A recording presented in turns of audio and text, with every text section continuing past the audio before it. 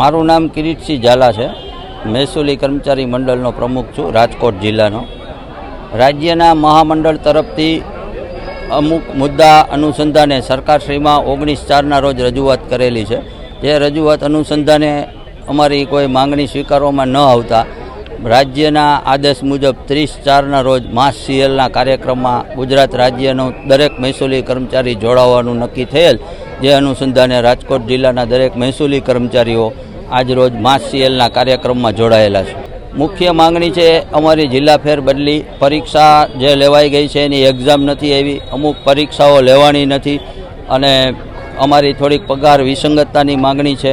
આ મુખ્ય માંગણીઓ છે। આગામી દિવસોમાં સમસ્યાનું નિરાકરણ નહીં આવે તો રાજ્યનું મહામંડળ જે નિર્ણય લેશે તેની સાથે રહી અને આગળના કાર્યક્રમો મહામંડળ નક્કી કરે એ મુજબ કરવામાં આવશે। રાજકોટ જિલ્લાના 400 કર્મચારીઓ માસ સીએલમાં જોડાયેલા। આ મુદ્દેથી ઘણી રજૂઆત અગાઉથી ચાલુ જ હતી, બરાબર, અને રજૂઆત કરેલી જ છે।